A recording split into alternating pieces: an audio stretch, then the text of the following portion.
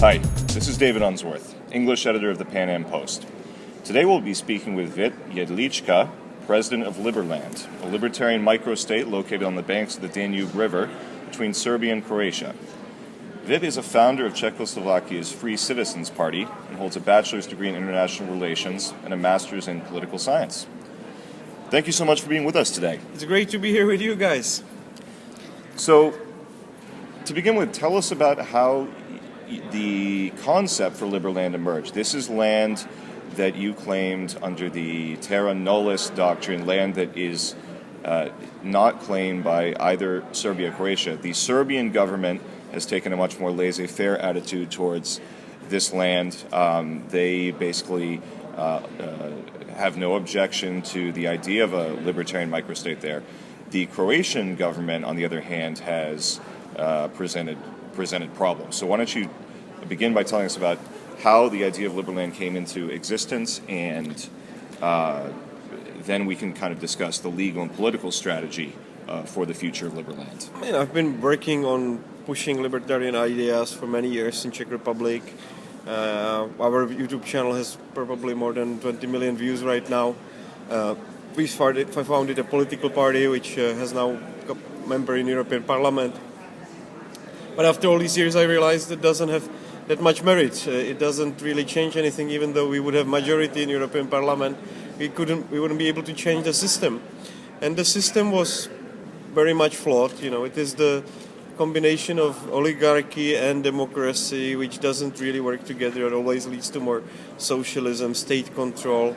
All these interest groups that are making big money out of small changes in regulations have basically messed up the whole system, and it's almost impossible to fix existing countries in Europe. So we decided maybe it's easier to start a new country than to fix an already existing one, and maybe it's also more efficient. We can actually be a good example for other countries. So, and there's also that thirst in Eastern Europe that lived under the onerous burden of communism for movements geared towards political freedom, especially among young people in Eastern Europe, right? Well, one thing is political freedom that we might have right now, but the other thing is economic freedom. Sure. And I'm telling you that the state is taking more than 50% of what people are making in Czech Republic, if you combine all the taxes together.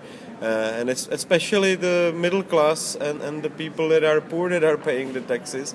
And it's a crazy system under which now the rich people are getting subsidies in large magnitude. I mean, the new finance minister just got his private mansion for $2 million, yet he's the second richest guy in the country. It's amazing. And people support it. They don't understand that they are robbing themselves and that they are slowing economic growth, slowing the prosperity of Czech Republic. And of course, it's the same around Europe. So on 13th of April 2015, we decided, we have to do something about this. We'll start from scratch. We'll build the institution as we see them fit, as little as possible, taking care of just security, justice, and diplomacy, nothing a part of that. And we will build it on this plot of land, which was unclaimed for more than 25 years. And how did you come across this piece of land? So it's about 7 square kilometers. Mm-hmm. Now, it's partially an island, right? And it is. How did you find this? It was not hard. It was on Wikipedia. If you put no man's land, it was on the list of the territories which were available. The only one in Europe, basically only good place on the whole planet left to start a new country. Of course, in a troubled territory where we had a couple decades ago a war, but still very culturally close to my background, and with good PR for basically freedom-oriented ideas. So I think that was the best place we could get on the whole planet. Yet, Liberland is not just limited to this territory. We're already working on places in Central America, in Eastern Europe. So we've got too many people to fit them all in this small plot of land. By all means, you probably know Joe Quirk from the Seasteading Institute? Yeah, we're good friends. Yeah, he sends his regards. I interviewed him recently for the podcast. Now, tell us a little bit about why the Serbian government is taking a laissez-faire attitude towards Liberland, and the Croatian government is the one that's putting obstacles up to accessing the territory and so forth? Well, the thing is that both countries basically should have the same position like Serbia, because what we have done is we declared the country in order not to interfere with borders of either of these countries. So we are basically on side of Serbia in the border dispute and on side of Croatia in the border dispute as well. Yet I think there is some political pressure from above on Croatia, from the European establishment, to give us some troubles. And I think it's also good because what is doing that they're recognizing us through protecting our borders. So if you go there from Croatia, they arrest you for illegal border crossing and you're exiting Schengen zone, right, according to all the court cases that we are running. And this is good because they recognize and they protect our borders in a way. So we welcome that. We need to work on our systems of governance and our security systems so we can basically help them with securing our borders. And what has happened recently, that we could go to Liberland from Serbia, this is exactly what we needed. We just needed them to back off and then start protecting just Liberland Croatia borders, not Liberland Serbia borders. Now, what is the situation with the libertarian movement in former Yugoslavia? I mean, you have, the transition from a command economy, central planning. Obviously, as you just mentioned, Yugoslavia went through a brutal dissolution and civil war in the early and mid-90s. What is the situation today on the ground in, say, Croatia, Serbia, Montenegro, Slovenia with the libertarian movement? And are you drawing, say, the university students and so forth, and young entrepreneurs who are interested? Of course, these guys, we've got them on board. We've got different think tanks that work with us. We've got Živit, which is a, let's say, libertarian anti-establishment party on board with us in Croatia. We had the guy that founded it, Ivan Pernar, with us to celebrate the anniversary of Liberland, which was pretty exciting. He's also a very dedicated Liberlander, which I think is great. We've got people that are directly working in the Croatian parliament and helping Liberland to grow. But of course, the situation is not easy, just like anywhere around Europe.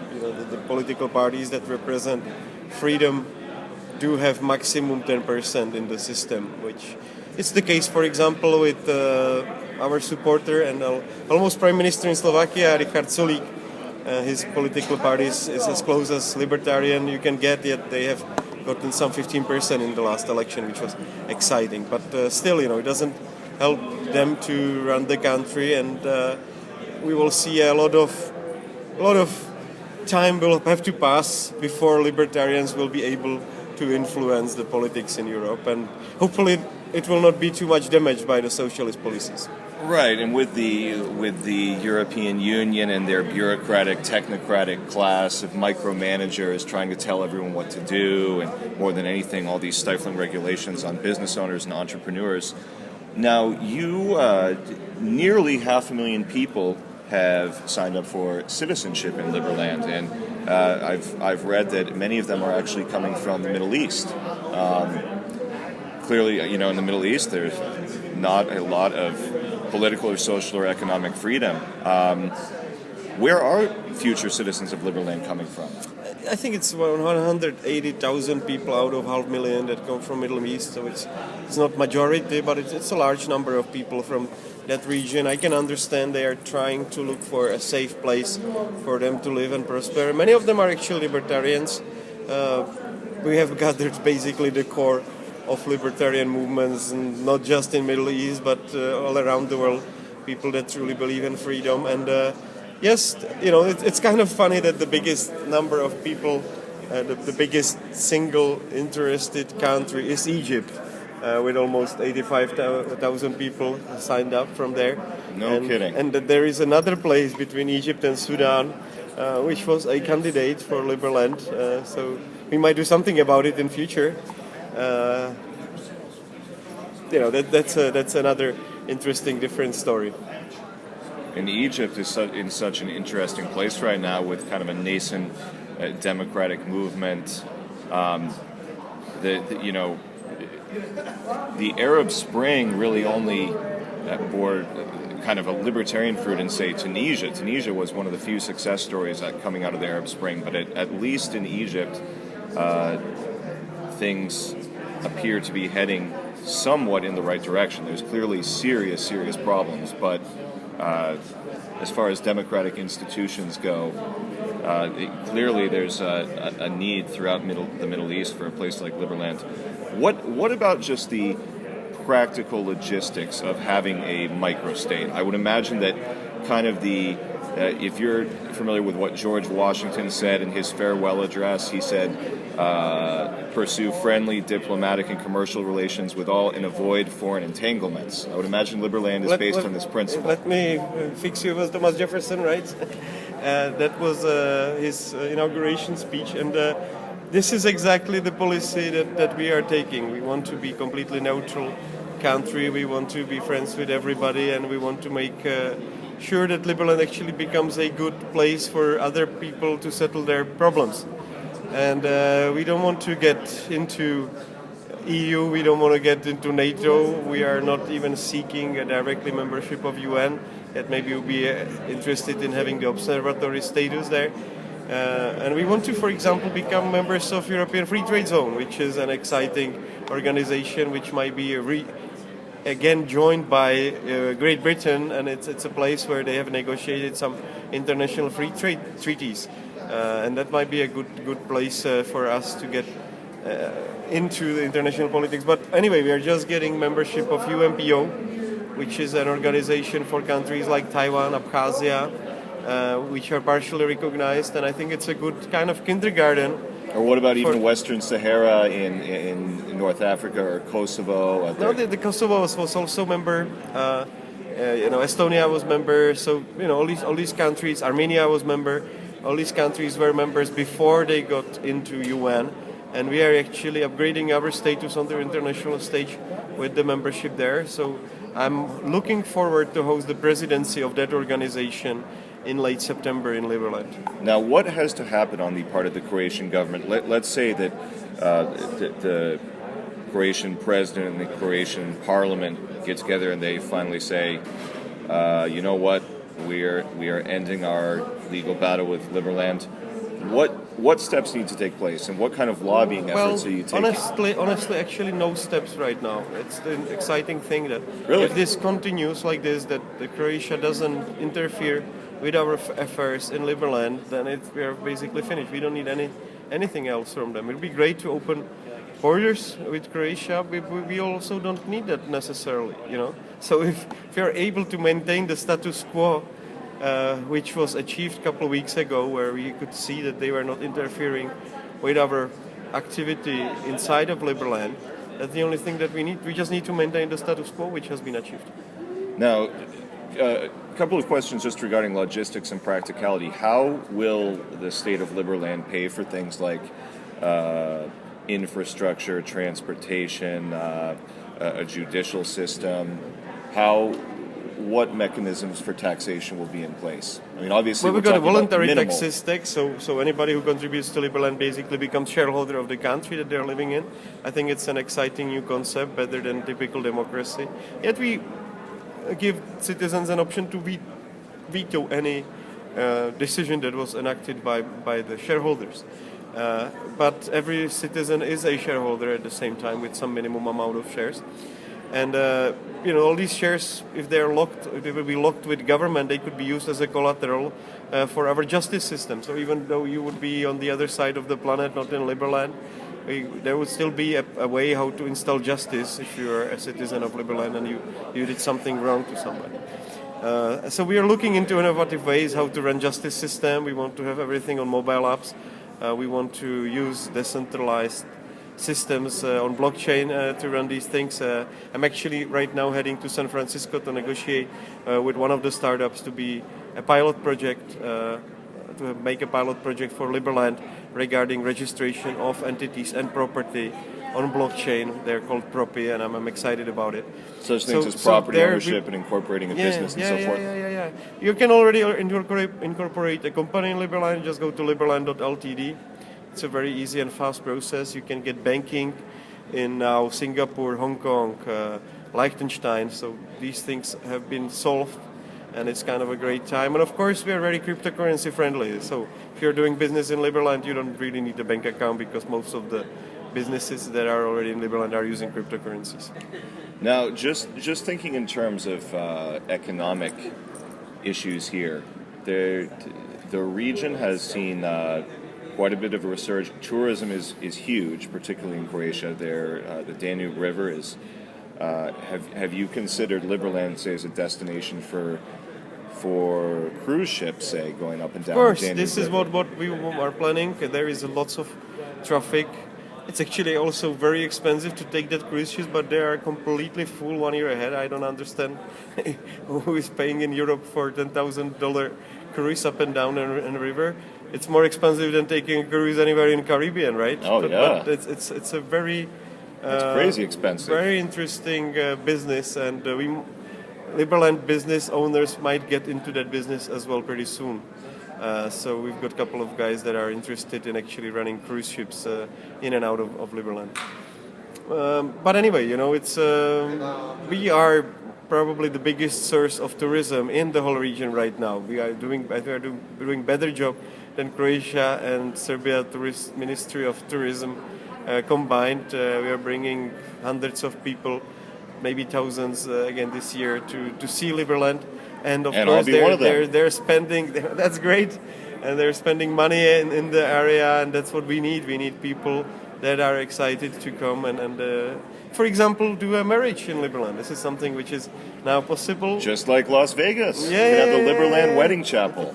Yeah, let me remind, we are in Las Vegas, but we've got a houseboat where you can nicely cruise inside of Liberland and safely conduct a marriage. Now, I would imagine that Liberland is going to take kind of an agnostic perspective on things like language and culture and currency. Obviously, religious freedom and so forth, philosophical freedom are going to be bedrocks of Liberland. What do you envision if, say, Liberland is a place, it's going to turn into almost something like a huge cultural melting pot, like Vancouver, British Columbia, or Singapore or Hong Kong, a place where people from all over the world come, and probably will be multilingual and flow. I hope everybody will speak Liberlandish. That's the case. That's the English that most of us are speaking. So I'm looking forward to that. And of course, I'm also looking forward to all the culture that will be done in Liberland. And it's already happening. We have got a couple of big cultural sports events lined up for Liberland. I mean, you could even envision. I know, for example, there's a famous music festival that takes place in the north of Serbia. Have you imagined like a Liberland music festival every summer? It's happening on 25th and 26th of August this year. It's happening in Osijek. I'm going to try to go. That would be wonderful to have you there as well. I'm looking forward to that. We've been speaking with Vit Jedlicka. Did I get that pronunciation right? So just a last question for you, Vit. Tell us about, with Croatia and Serbia, we're obviously talking about South Slavic language family. What is the relationship? What is the sense of identity, say, between these people in Eastern Europe who have obviously endured the yoke of communism? Is there a shared sense of cultural identity, let's say, between Czechs and Slovaks and Serbs and Croats?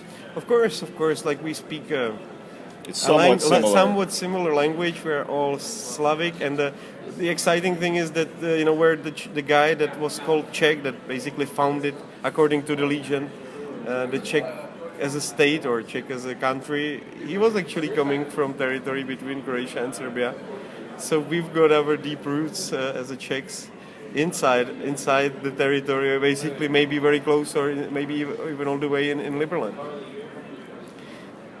Well, we're here at FreedomFest at the Paris Hotel and Casino in Las Vegas. We've been speaking with President Vit Jedlicka, president of Liberland, a microstate on the Danube River in between Croatia and Serbia. Thank you so much for being with us. Thank you very much. It's been a real pleasure. And we're looking forward to have you in Liberland. I'll be there in a couple of weeks, and we'd love to have you back sometime on the podcast. Super. Thank you so much. Thank you.